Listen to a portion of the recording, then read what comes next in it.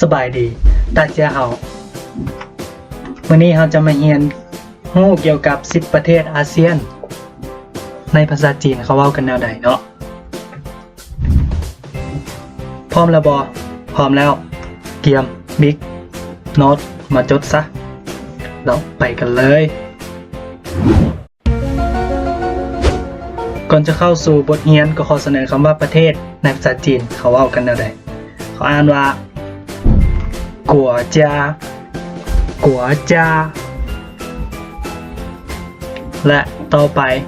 คำว่าอาเซียนหรือสมาคมประชาชาติแห่งอาเซียนตะวันออกเฉียงใต้ Association of Southeast Asian Nations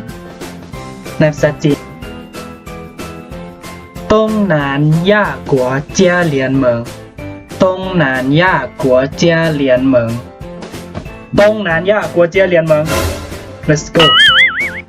ประเทศที่หนึ่งก็คือลาวส์ลาววอลาววอลาววอประเทศที่สอง Thailand ไทยกัวไทยกัวไทยกัว Next ประเทศที่สามเวียดนามเวียดนามเวียดนามเวียดนาม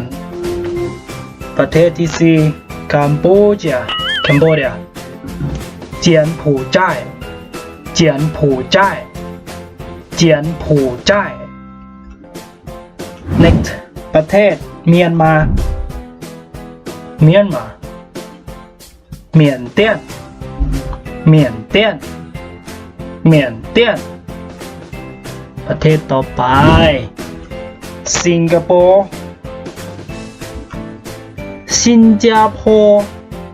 สินคโปร์สินคโปร์เข้าสู่ประเทศที่7อินโดนีเซียอินโดนีเซียอินโดนีเซีย